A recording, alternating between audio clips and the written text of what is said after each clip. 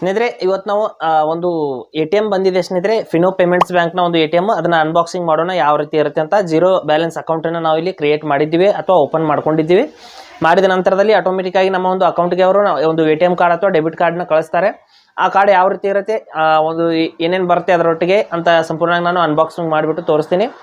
ಇಲ್ಲಿ ಯಾವ ರೀತಿ ಅಂತ ನೋಡಿ. ಹಾಗೆ ನಮ್ಮ ಚಾನಲ್ಗೆ ಮೊದಲು ಬಂದಿದ್ದರೆ ದಯವಿಟ್ಟು ನಮ್ಮ ಚಾನಲ್ನ ಸಬ್ಸ್ಕ್ರೈಬ್ ಮಾಡಿ ಮತ್ತು ಪಕ್ಕದಲ್ಲಿರುವಂಥ ಬೆಲ್ ಐಕನನ್ನು ಪ್ರೆಸ್ ಮಾಡಿ ನಮ್ಮ ತಂತ್ರಜ್ಞಾನ ಆಧಾರಿತ ಬೃಹತ್ ಕುಟುಂಬದ ಸದಸ್ಯರಾಗಿ. ಸ್ನೇಹಿತರೆ ಇಲ್ಲಿ ನೋಡ್ತಾ ಇರ್ಬೋದು, ಈ ರೀತಿ ಒಂದು ಪ್ಯಾಕೇಜ್ ಬಂದಿರುವಂಥದ್ದು.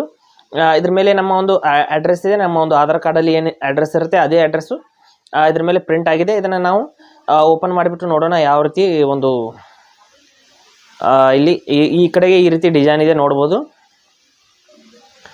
ಈ ಒಂದು ಅಡ್ರೆಸ್ನ ನೋಡ್ಬೋದು. ನಾನು ಇಲ್ಲಿ ಓಪನ್ ಮಾಡ್ತೀನಿ. ಓಪನ್ ಯಾವ ಕಡೆ ಇದೆ ಅಂತ ನೋಡೋಣ. ಈ ಕಡೆ ಇದೆ ನೋಡಿ.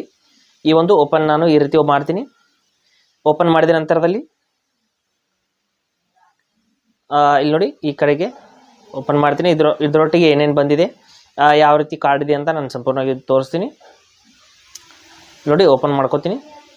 ಮಾಡಿದ ನಂತರದಲ್ಲಿ ಇಲ್ಲಿ ನೋಡ್ಬೋದು ಈ ರೀತಿ ಒಂದು ಲೆಟರ್ ಬಂದಿದೆ. ಲೆಟರ್ನಲ್ಲಿ ಈ ರೀತಿ ಕಾರ್ಡ್ ಅನ್ನೋದು ಇಲ್ಲಿ ಅಂಟಿಸಿರ್ತಾರೆ ಸ್ನೇಹಿತರೆ. ಇಲ್ಲಿ ಆ ಲೆಟರ್ನಲ್ಲಿ ಒಂದು ಟರ್ಮ್ಸ್ ಆ್ಯಂಡ್ ಕಂಡೀಷನ್ಸ್ ಇರುತ್ತೆ, ಅಥವಾ ಆ ಬ್ಯಾಂಕ್ನ ಒಂದು ಯಾವ ಒಂದು ಆ ಸೇವೆಗೆ ಎಷ್ಟು ಚಾರ್ಜ್ ಇದೆ ಅಂತೆಲ್ಲ ಡೀಟೇಲ್ಸ್ ಇಲ್ಲಿ ಕೊಟ್ಟಿರ್ತಾರೆ ನೋಡ್ಬೋದು. ಇಲ್ಲಿ ಮತ್ತೊಂದು ಲೆಟರ್ ಇದರೊಟ್ಟಿಗೆ ಬಂದಿರುವಂಥದ್ದು. ಈ ಒಂದು ಲೆಟರ್ನ ನಾವು ನೋಡ್ಬೋದು. ಈ ಲೆಟ್ರಲ್ಲಿ ಇರುತ್ತೆ ಯಾವ ರೀತಿ ಅದರ ಒಂದು ಸರ್ವಿಸ್ ಚಾರ್ಜಸ್ಸು ಅನ್ಬೋದು, ಅಥವಾ ನಾವು ಟ್ರಾನ್ಸಾಕ್ಷನ್ ಮಾಡಿದರೆ ಎಷ್ಟು ಚಾರ್ಜಸ್ ಇದೆ, ಅಥವಾ ಹೀಗೆಲ್ಲ ಏನೇನು ಡೀಟೇಲ್ಸ್ ಅಂತ ಕೊಟ್ಟಿರ್ತಾರೆ. ಇಲ್ಲಿ ನೋಡ್ಬೋದು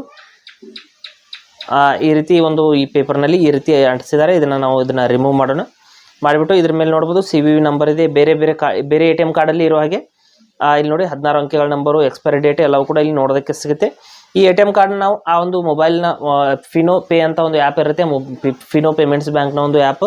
ಆ ಆ್ಯಪ್ನಲ್ಲಿ ನಾವು ಇದಕ್ಕೆ ಪಿನ್ನನ್ನು ಜನ್ರೇಟ್ ಮಾಡ್ಕೋಬೋದು, ಅಥವಾ ಇಲ್ಲಿ ATMನ ಒಂದು ಬ್ರಾಂಚ್ಗೆ ಹೋಗುವಂಥ ಅವಶ್ಯಕತೆ ಇಲ್ಲ. ಅದೇ ಆ್ಯಪ್ನಲ್ಲಿ ನಾವು ಸಂಪೂರ್ಣವಾಗಿ ಒಂದು ATM ಕಾರ್ಡನ್ನು ಆ್ಯಕ್ಟಿವೇಟ್ ಮಾಡ್ಕೋಬೋದು.